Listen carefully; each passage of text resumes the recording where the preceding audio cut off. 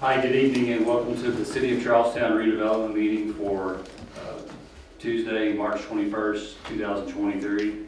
If everyone would please rise, sing the Pledge of Allegiance. I pledge allegiance to the flag of the United States of America and to the republic for which it stands, one nation, under God, indivisible, with liberty and justice for all.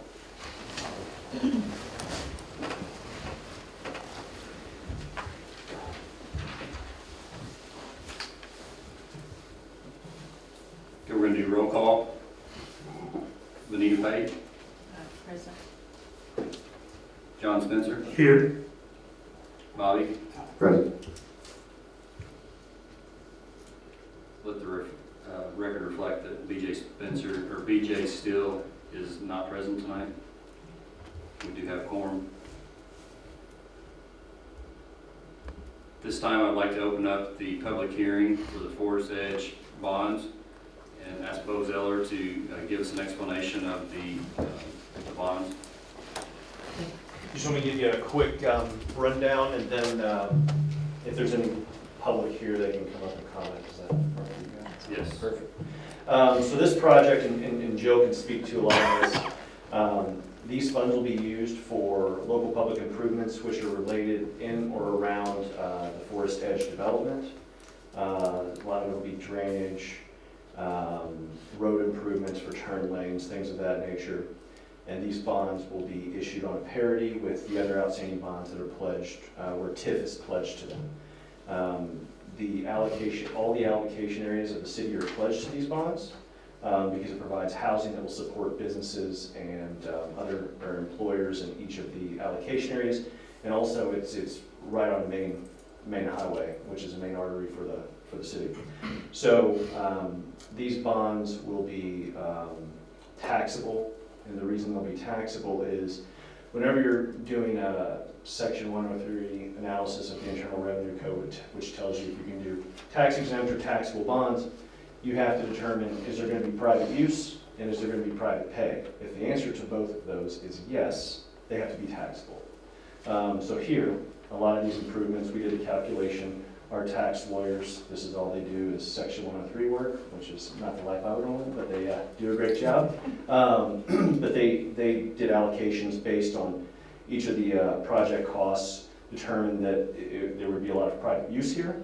And then the private pay aspect is we are requiring the developer to sign a minimum taxpayer agreement, meaning that if their taxes drop below a certain amount, they still have to pay this minimum amount. And we record that, it runs with the land for the term of bonds.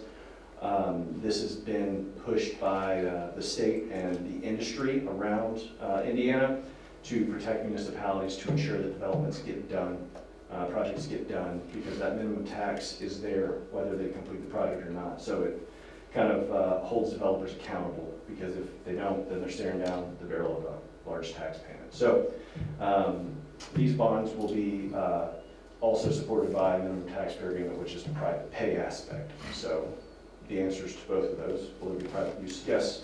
Will there be private pay? Yes. So that's why they're taxable. Taxable bonds right now, I chatted with the municipal underwriter who assists the city with selling their bonds to make sure there's a competitive environment. And the difference between tax exempt and taxable bonds rates right now is less than 0.5%. Somewhere between 0.3 and 0.4% is the difference. So really kind of negligible in terms of amounts or percentages, interest rates. I think the next step, pending after you get your public comment, once you all vote, if it passes here, it will go to the city council. City council attorney has a draft of the resolution, which we provided, and a draft financing agreement. The financing agreement will be between Redevelopment Commission, developer, saying, hey, we're going to help finance these local public improvements for your project. And then there's a lot of deadlines, requirements on how they do things. So much like the development agreement, this body's already approved. So any questions? That was a lot. Does that explanation satisfy the curiosity that we might have had about the difference between the taxable and non-taxable? Yes, I think so.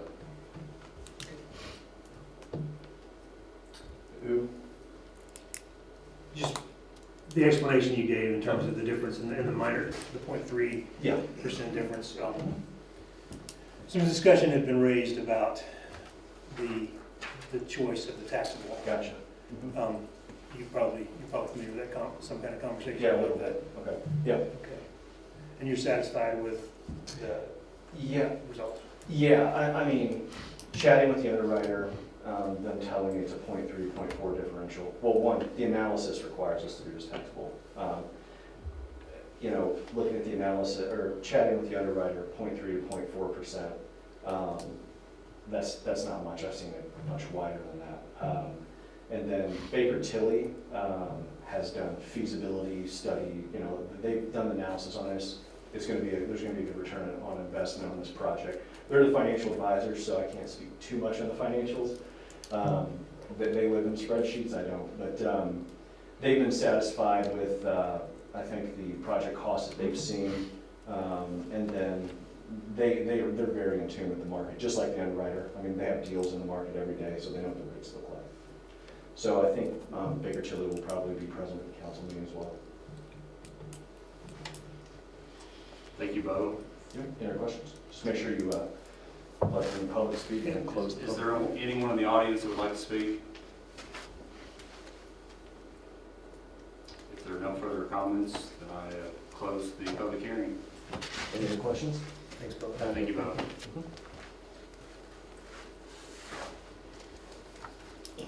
This time I'd like to make an approval for the minutes from our February 7th, 2023 meeting.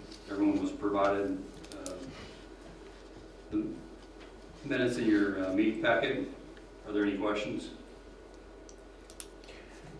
Actually, it's a minor thing. I don't know that it has any significance whatsoever, but I noticed when we discussed the Stu Cutter's presentation about the, you know what I'm talking about, Joe? Yeah, I do. So, talking about the Downs House project, Mhm. and it did mention BJ Steele asking any questions about the Downs House. And Okay, I just remember that he kind of was the one who raised some relevant questions, so I just might want to reflect those in the minutes, just for the sake okay. of accuracy. Is that not what you were thinking I was going to say? I wasn't sure. There was a lot that went on in that It was, presentation. yeah. And so I wasn't exactly sure which part you were gonna talk about. I just want to give him credit, Those you know, raising some questions. interesting questions that we've not thought about. So. Thank you, John. If there's no other comments, I'll ask for a motion to approve. So moved. Second. All in favor, please say aye. Aye. We don't have to do the roll call tonight because of no, remote. Okay, moving on to claims. Everyone was provided a copy of the claims. Are there any questions? If there are no questions, I'll ask for a motion. I'll make a motion to approve the claims. Second. Thank you, Bobby. All in favor, please say aye. Aye. Is there anyone signed up for public comment? No. All right, moving on to the consultant report. Jill has an update on the Wheeler Group. Thank you. We've met with some prospective developers, industrial developers, Shadow Lake property last month, as well as had numerous conversations with potential developers, whether it be commercial or residential, you know, over the past 30 to 45 days. Facade program, to date, the commission has awarded a little over $106,000 to improve facades. The most recent one that was awarded was the one that presented last meeting. And all but that one had been completed. So we've dispersed a little less than that 106, but we awarded $106,000. And the fire pump suppression, so HWC is still working with their water resources team, and also been coordinating with Indiana American Water to obtain information that they need to finalize some type of engineering or proposed solution. There was a fire pump test that was scheduled for March the 7th, but that was postponed due to one of the pumps not working. So the most recent information I got on that was today, that the pump had been ordered and it should be in sometime this week. So once the pump comes, is installed, then they could reschedule the test. So we're still working on that. Charlestown Flats, the same update as before. Developers still waiting on the notification from HCDA regarding the award of their tax credits. To my knowledge, they still have the $2.4 million obligated from Ready, which is good. And we also are finalizing, we finally got the information we needed from the county to begin finalizing the city's annual report that Redevelopment Commission through Clerk Treasurer submits to Department of Local Government Finance. That's due on April 15th. So we're in a good position to have that to the Clerk Treasurer's office to submit prior to that deadline. We've also sat down with two of the commission members and the commission legal counsel to review program policies and procedures for the proposed revolving loan fund that we've talked about at the last several meetings. I think we're getting closer to coming to a resolution with that. There's some other legalities that we're trying to work out right now as well. That's what I have for my report. If anybody has any questions, I'd be glad to try to answer those. Thank you for the update, Jill. Any further questions? Okay, moving on to the Depot Street revitalization. We have a resolution to vote on tonight and ask Bo Zeller to come up and explain that. All right, so this is the bond resolution. These will be redevelopment district tax increment revenue bonds, slightly different than the last bonds that this body has issued. You all have done redevelopment authority lease rental revenue bonds, but the payment source is ultimately TIF, which you guys govern. So these, again, will be taxable, and the difference between that rate and a tax exempt rate is roughly 0.3 or 0.4, according to the underwriter. This resolution is the bond resolution. It lays out the funds and accounts that will be relevant to these bonds and how they're paid. There's an approval in here for a debt service reserve. It's, likely that you may not even need one, especially if these are placed. So this is just a resolution, again, authorizing the issuance of the bonds, pledging TIF from each allocation thereto, and that's really it. It also authorizes the sale of bonds and puts these on parity, equal footing with your other TIF-related debt. If I can add something, just to kind of recap a little bit, for those redevelopment commission members that may not have been here when we were really talking about Forest Edge, it says Forest Edge multifamily development on the former Depot Street property in the city. In the development agreement has pledged $2.5 million in bond proceeds towards their project. And then after if you were to approve this bond resolution, as Bo mentioned in the public hearing, then that resolution and the finance agreement go to city council at their next meeting. Then they have to formally adopt it, approve it. Yeah, as far as process. That's a good point. Yeah, the development agreement, Greg Pfeiffer helped negotiate the development agreement with the developer, and there, one of the things was the 2.5 million of net proceeds, bond proceeds. Here, this is a maximum of 3 million. A lot of that's because paying for consultants, including myself, to help issue the bonds, market costs, etc. But that's just a maximum amount, right? That's correct.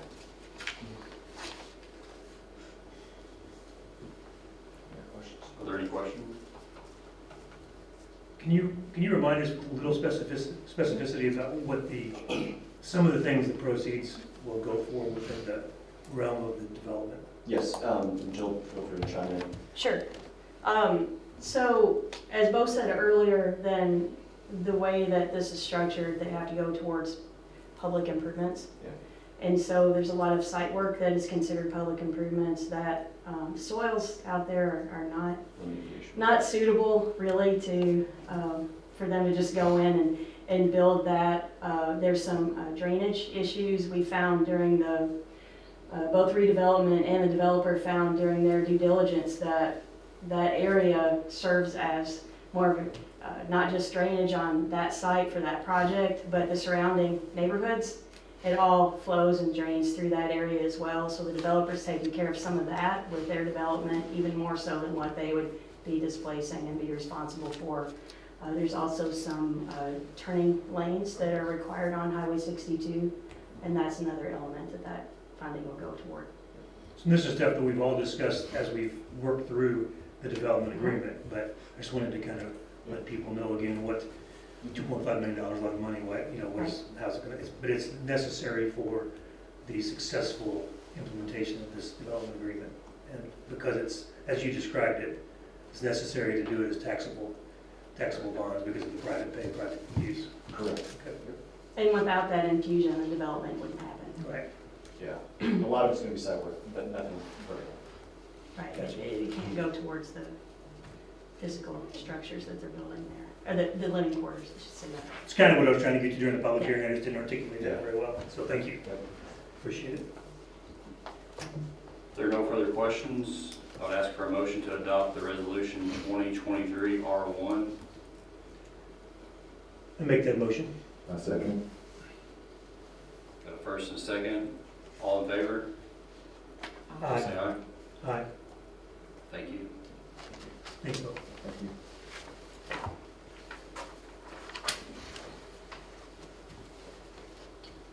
Next up, the development update on the Forest Edge project. Thank you. I'll give you a brief update of where we are. We had a number of items that we needed to take care of before we could even get to this point. So, you know, we're almost to the end. We've been working with JTL and Greg Pfeiffer and Applegate Pfeiffer Pulliam to get in-city planning staff to finalize the parcel consolidations. Those of you who may not have been aware, there were multiple parcels on that site, and just to get all of that identified, get all the necessary title cleared, and put that all together as one parcel so that when the city does sell that to Denton Floyd, because the developer, because you are selling that to them for, I think, $250, it was $300,000 for that property, then we could get that cleaned up and be ready to do that all as one parcel. So the plat was approved at the March 2023 Plan Commission meeting. So I think we are, if not at the end, really close to the end of that process. I also put in your meeting packet an updated project schedule as far as the closings, all the things that have to happen, including this bond resolution, all the advertisements. So you have an update there. The thing that I think will diverge from that a little bit is that we may close a little bit later than that. I think the closing hits kind of the first part of May, and sometimes things around here don't get done first part of May. Sometimes it's, you know, with Derby and a number of things, then sometimes things get moved. So I would say the middle of May, if that, unless it could happen then, but it could be a little bit later. Just don't want you all to be alarmed, just depending on how schedules work out. And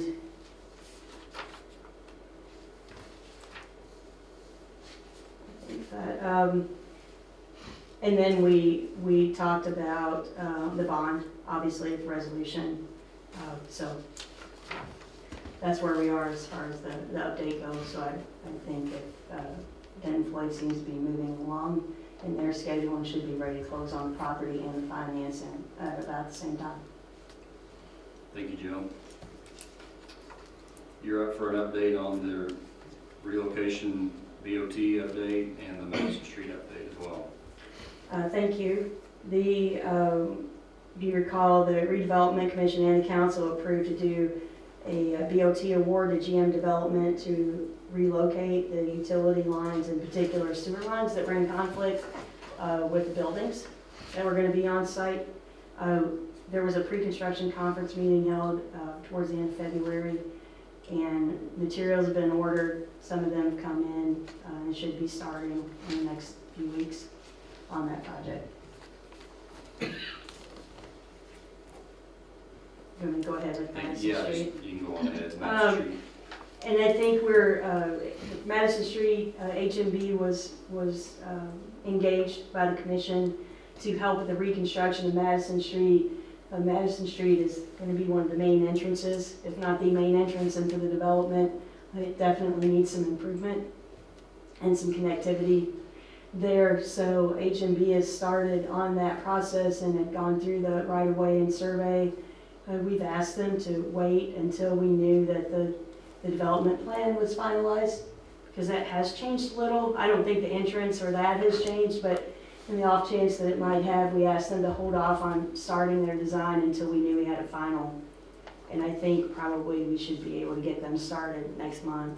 We still have plenty of time to get that done by the time the development would be completed. So that's going to be a timing issue there, but we didn't want the developer waiting on us to do the roadway, so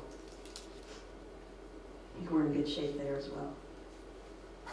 And then along with that, and I know that's not part of Madison Street, but I do know that the city has received bids on the community crossings for High Street. And Mayor, I don't know when that's actually going to get started, but it should be soon, sometime this summer or something, right? We're waiting on, the bid was awarded. We're waiting on the money to come from Community Crossings. As soon as we receive that, we'll be able to issue the notice to proceed. And that process, and I know this board doesn't deal with that, Board of Works deals with that, but NDOT won't send you the money until you send them the contract, and so they know how much money that they want to send you, and so that's the next step in that process. Thank you, Jill. Shadow project update. Josh Hillman's actually here from DC Develop, so if it's okay with you, I'd like for him to give you that update. Absolutely, Josh. Thanks, Josh. We don't want to give them Thank you, I appreciate it, John. It's on TV. So I think Jill emailed out an update, which is covering both Shadow Lake, Quality Court. We included some on our DC Legacy Complex, and then the very back piece is on the Depot Street. So Shadow Lake has had a whole lot of interest over the last, really 2 months, but a lot of interest over the last 2 weeks, and we hope we're moving closer towards an LOI with a large industrial. Slowed down a little bit, just trying to negotiate some items, but we hope we're close with it. We've had a lot of positive communication with both REMC and Duke Energy, trying to make sure we have adequate power for everything we need in the development. We did get out and start clearing trees last week on Quality Court. We started Friday, and then really the majority of the work happened on Monday. We got an easement signed from the school corporation that gave us that clearance, so that did move forward. Over the next few weeks, you're going to see Quality Court and the drainage improvements in that area start.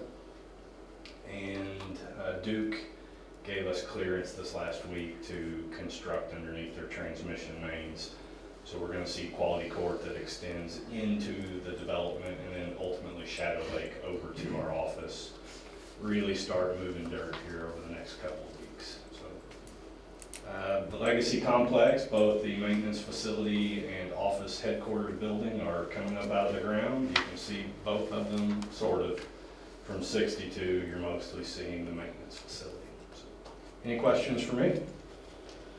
The drainage that they might see, I mean, you're doing a basin We are. out there So- by the school, right? Yes, and great question and point, because we held a meeting last week for Woodford Farms subdivision. For anyone, we wanted to make them aware of construction that was starting this week, so that we could address any questions that came up. We had 3 property owners attend. We held it at the 4-H on Wednesday, I think Wednesday or Thursday last week. So 3 property owners came over. We talked about what we were doing. We've received a couple of phone calls and addressed them as they come up. Thank you all. Thank you, Thank you, appreciate the update, Josh, thanks.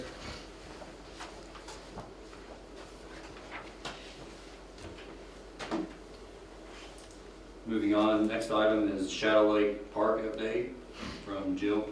Thank you. HWC continues to work on the concept delivery for Shadow Lake Park.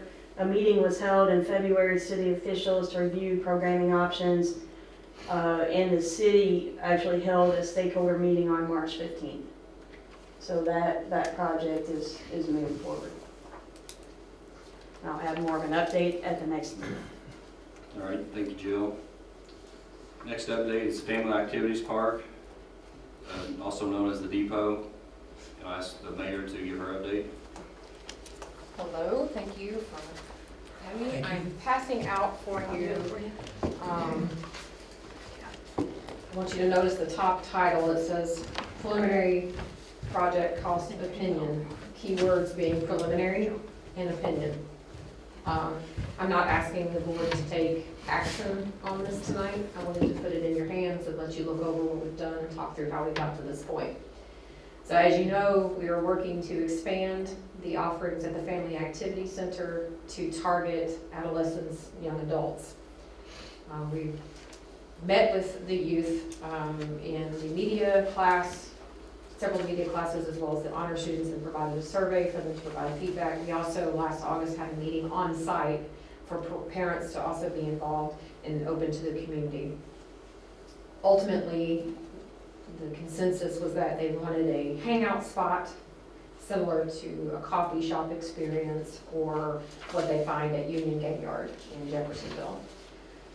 So we took that, of course, this board approved moving forward with the concept and design on that, and so HWC has been working with us. We had an internal meeting with staff and then offered them the feedback we had already received. They gave us initial design concepts that we then went back to the school with.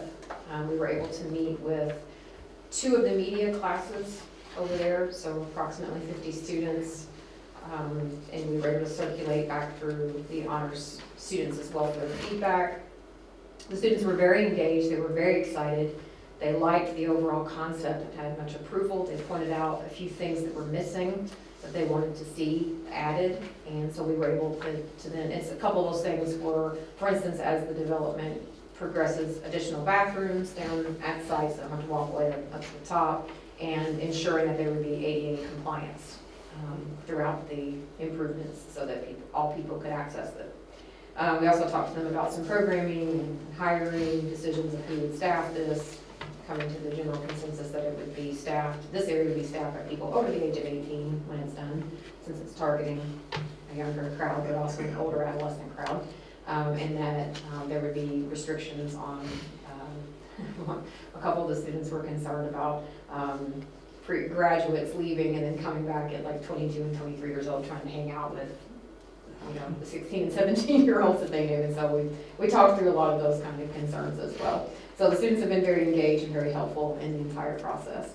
What you have in front of you is that initial cost opinion as well as some of the design concepts that the students were most excited to see. The project would take place in a couple of phases. And so what you see, if you take it in the order that you received it, the initial page is your cost assessment. Now, I will say that a couple of these items would be bid out. And so where we are right now, before we ask you to take action on this, is we're going to come back to you with some more solid numbers.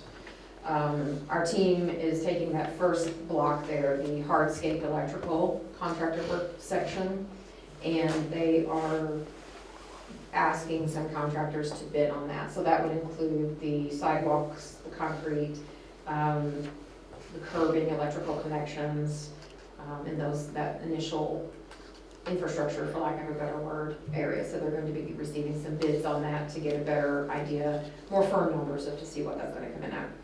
The large section next down, city purchased items, our Parks Department staff have been investigating and finding sources with merchants that we already use and have accounts with on these items, and they're actually coming in about $10,000 less than this total at this time. So instead of the 41, they're coming in right at about 30.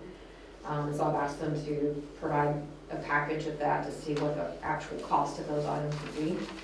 And we'll handle the ordering of those ourselves if this progresses. The landscape section would be bid out as a separate bid for a landscape company, with one exception. The students' feedback was that sod would not be a best option. They would rather see turf placed down in those areas, and I'll talk through where that turf would be on the lawn areas of the proposed plan. So we have reached out to a local turf company here in Charlestown, Forever Lawn, to get some quotes on what that would be. We've also asked them to make sure that it's ADA compliant turf. And the initial bids came in quite high, but the company has said that they are very willing to work with us because they are a local company, and they want to be friendly to their hometown. So we're gonna have better numbers for that next time. And then the final section there on the structures, we're working again with a local company. The Agape Pools area down here does a lot of these kinds of structures. They're going to come in and give us an assessment of what they would charge to provide and do the labor on constructing the gazebo areas. And then we're also pricing that out at some local merchants to see what it would be if we did the labor in-house on putting those up too. So that's kind of where we are with that, but there has been an initial observation of some cost savings in some areas and some cost inflation in other areas if we choose not to go with sod, if we choose to go with turf instead. So that's what's on the front page. The next page begins the actual layout, so that would be the phase one. This is what's been recommended to be completed this year. I have talked with Jill about the budget, and there is money available to do this project this year within the budget, should you decide to do that after you've had time to look it over. So if you look at the main concept, there was a pathway, item number 3 marked on your map, that would be a crosswalk. The seniors were very excited about the idea that they would be able to design what that crosswalk would look like, a painted crosswalk, and maybe allow the seniors each year of the high school to put their own design flair on that and repaint it at the beginning of each year as a tribute to that particular senior class. Coming in at 4, there would be a gateway entrance marked with overall signage. This is the concept name that the students are going with is the depot, because it's off of the train site there at the FAP. And moving on through, you can see the paved path. The squares that are represented at number 9s would be cabana areas with seating, and the 10s would be larger cabanas, with 8 being a larger cabana structure with a stage that would also have a large TV set so that movies or shows could be, engaged with in the crowd, but also a theater, so that if they wanted to do music events, they could do that too. The 7 and the 6 and the 5 are the lawns that would likely become turf. The recommendation of the students. Number 12 is coffee and smoothie bar, which would probably be bid separately as part of the construction, with 15 being floor space for dining bistro sets. That entire darker gray area there at 15 is recommended making an ADA compliant floor. So you would have 3 types of surfaces. You would have the concrete surface, the ADA compliant turf surface in the green areas, and then another ADA compliant composite flooring, sort of like what goes on with the accessible playgrounds that are built, on a softer play floor for use. The green areas around the outside would also contain picnic areas, so that there would be some actual lawn space, true lawn space around the exterior, and that's what they're requesting for phase 1. In the lawn areas, you can see the next following pages, you'll see, we'll skip phase 2 for now. You'll see some of the ideas for what they've got. They have some potential table tennis, foosball tables, cornhole we'd be able to roll out, and then large Connect 4 pieces, as well as the students had a request for what we are politely calling garbage can pong. It's apparently taking large garbage cans and using walls to play pong in those garbage cans. So beanbag chairs throughout, movable seating, so that it, the Aerondac chairs, so it becomes something that they can make their own space and have a place to hang out. Wi-Fi, of course, throughout the entire facility. Should this progress to phase 2, you also have an image of what that would look like.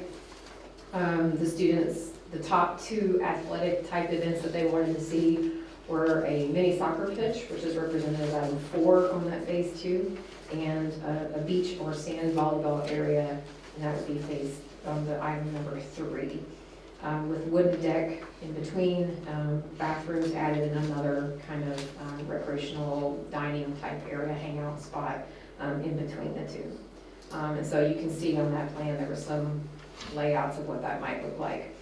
We did talk to the students about whether or not they would want to see a basketball court there instead. And the feedback was that if we would repair the basketball court that's on Spring Street, and then as we look towards the civic complex and consider basketball, that they would actually prefer this to be more of the mini soccer pitch, so that, because those other options would suffice the need for basketball.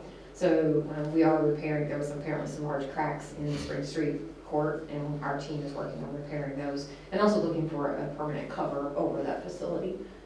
So that was a request from the kids, is to have a covered Or the Spring Street the facility. Spring Street court, so. You haven't done any bit of work on that or anything, you haven't? No, we've gotten a few estimates on the cover. It's not the cover that we were hoping. It was a canvas cover, and that's not really what we're looking for, the proper permanent hardcover structure over that. But the concrete repair is only gonna cost about $600, so they're already working on that. That's being done through the Board of Public Works. Yeah. So that's kind of where we are with this. I just wanted to give you the quick rundown of it tonight. HWC could be here next meeting if you prefer to do a more detailed presentation of it. By then, I should also have a little bit more firm numbers on the estimated costs that I would be asking you to contribute or look towards. My request is that you look over this. If you have any questions, feel free to reach out. I'm happy to answer what I can, or have you talk to our park staff, or put you in contact with the people from HWC who are working on this for us. And then my next ask will be for you to, next meeting, to consider approving this to move forward, authorizing the Board of Public Works to, at a not to exceed amount that you can determine, to handle the bids and get this work done this year. So, will there be any serious analysis of understanding that this is, all of these phases, if they proceed, they would be implemented over time? Any serious analysis about the ongoing maintenance costs of the, because those are numbers I think that very often, and even in personal experience, I can really claim to that, they just get ignored. Sure. And so it's great to have a nice new facility that looks really pretty, but then 3 years down the road, can we actually afford to maintain it? Right, so that's one reason why we're starting with phase one. And we are looking at, so that's one reason we want to explore turf, because even if it costs a little more on the upfront, the maintenance costs over the longevity of the property would be much less. For instance, the turf option comes with a 25-year warranty. So that alone is much longer. The same type warranty exists with the play surface flooring that we would get for the center. And then of course the concrete work, anything that cracked, we could fix in-house in smaller pieces. I've asked the park staff, as they're working on the bids for these, or as they're working on the cost of the city purchased items, that they factor in a reasonable inflationary cost and look at approximately how long each of those items last. So what's the longevity of an air and deck chair? You know, at what point does it have to be replaced? So they're moving about this very systematically, so that they'll know over the next 5, 10, 15, 20 years what those costs would look like and how to cover those costs. This facility, we also talked about, would have a separate entry fee from what's charged at the FAP, Okay. similar to the way that the golf course runs right now. So when you come into the FAP, you don't pay to necessarily get in the gate, but you can choose and say, okay, I'm gonna pay this much for all access, or a rate for just the splash pad, or a rate for just the mini golf. Similarly, this would have another separate rate, and they would manage that the same way they manage the golf course, where it's all sold at the front kiosk, but then the users get a band to show, an armband to show that they've paid their entry fee. We want that entry fee to be affordable, reasonable, and we also want it, however, to be something that would help us offset those long-term costs. The students specifically asked that it not be limited only to cash, and they asked that there be seasonal passes, because they said they don't carry cash. Yeah, that's the truth. Yeah, so we would look at and make sure that we're pricing out a seasonal pass for any of the youth that would want to use it. The key being that this is a facility we anticipate being open following sporting events at the school, because that was a huge request of the students, is that when a game is over, whether that be a basketball game or soccer, softball, baseball, whatever, football, they have to go, they said, to other cities to hang out. And we want this facility to be open for them to be able to do that on their home turf, but under reasonable supervision and safety. At least 18-year-olds. Right. So, not that I want to be the armband police, but just curious, are those armbands, are they enforceable? I mean, it's just an honor system, I mean, it's basically an honor system, right? Yeah, So- but we haven't had any problems with it at the Yeah. FAP. I mean, it's a pretty close, Yeah. space with the fenced in area. Stamp, armband, whatever it is, we can find some way to make sure that, but people generally aren't trying to skip past and not pay. And at the end of the day, if the entry fee is $2 or $3 and one person doesn't pay it, everyone, we're not gonna cry over that. Shock collar, I think we're going shock Right, collar. no shock collars, no electric fences. It'll also be available for private rental, that was something the students asked, is that would this be available for private rental for graduation parties, birthday parties, and absolutely, and that's where a lot of that revenue can come from. Yeah, for the maintenance. Yes. Sorry, guys, didn't mean to monopolize the questions, go ahead. Mayor, thank you for all the information, it's great, I think this is a neat project. Thank you. If you have any questions in between now and your next meeting, let me know. I'll be back to ask for the real money next time. Thank you. Moving on the agenda, new business, the corridor study request for proposal from the Wheeler Group. At the last meeting, the commission gave the mayor authorization as a result of the municipal summit. There were a couple of things that had come up. One was concern about traffic congestion with some of the new developments, the existing traffic and congestion, but with the new developments. So looking at transportation. The other was drainage. Commission gave the mayor authorization to seek proposals on both of those fronts. The drainage is a little bit more complex than the transportation side, so we went with the corridor transportation part of that. Now we're still working out some things with regard to drainage, but we need a little bit more time to make sure that we ask for something that we can afford and is going to make a difference. So the city received 3 requests for proposals from qualified engineers, and there were some parameters with those that so that we could request those that had that specific experience and also had experience actually on 403 and some of the existing roads. So we received proposals from United Consulting Engineers, American Structure Point, and HMB Engineers. A team of 3 scored the proposals based on the criteria included in that request for proposals, and United Consulting received the highest average score. So what I'm asking, and it was within our budget, what I'm asking is the commission to give me authorization to work with United Consulting to draft an agreement to bring to the commission at your next meeting. Anyone I'll make have that any motion. questions? Thank you. I'll second. Second. All in favor? Aye. Motion passes. Thank you all. Thank you. Next update is Wheeler Group for the Spring Manor mortgage update. So it's come to our attention that, well, the Redevelopment Commission was involved in the development of Springville Manor several years ago. There were certain financing options that were available to people that wanted to locate there. And some of you were involved in releasing some of those liens that were on that property when the 3 years was up.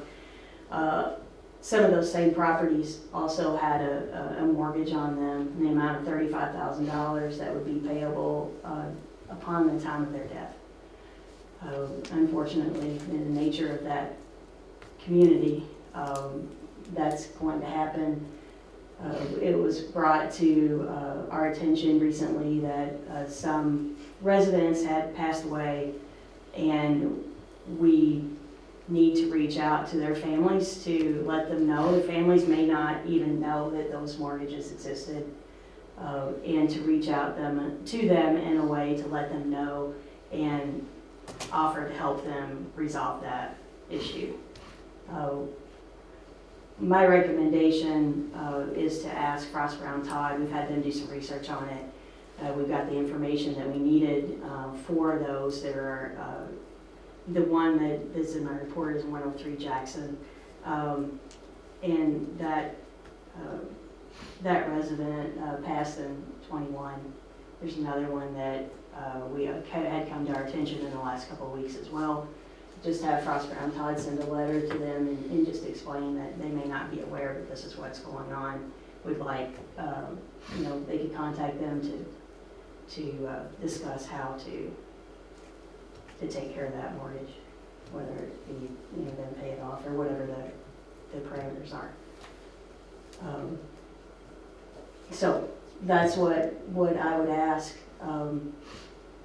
Mr. Steele's not here. He and I had a conversation earlier today, and I think it might also be good if we put our heads together a little bit, because this is a situation that is going to happen more often, that we put together something or a process in place to kind of, as we find out that that has happened, so that they're not getting a letter from an attorney shortly thereafter. Maybe there's a way that we can approach that in a more diplomatic manner, a sensitive manner.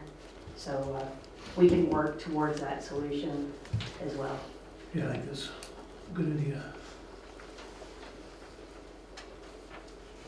Thank you for the update, Jill. Are there any further discussion on that?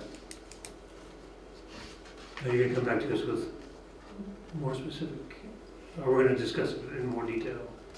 I would like, if you could, I would like to, because the one has been brought to our attention, and it has been, probably 2 years now that has happened, that if you would give the authorization to have Frost Brown Todd go ahead and just let that family know what's going on. I don't think the properties are vacant. I think there are people in the homes. And so it's just something we probably should take care of, but in the future, to come up with a process that we could then, be a little bit more sensitive in how we approach it. I follow you, so I make a motion that you work with Frost Brown Todd to take care of the existing situation, and then begin the process of drafting something that we can discuss and all come to an agreement about going forward. I'll second. Thank you. All in favor, please say aye. Aye. Aye. Sorry, I had to say that Oh, twice. that's okay. Thank you. You just tested me.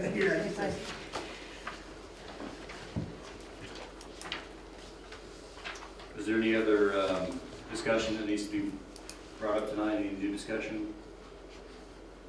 If there's no further discussion, I ask for a motion to adjourn. I'll make that motion. Second. All in favor? Aye. Thank you. Don't forget to sign the claims. Oh, and since BJ wasn't here, I was gonna give somebody else the honor.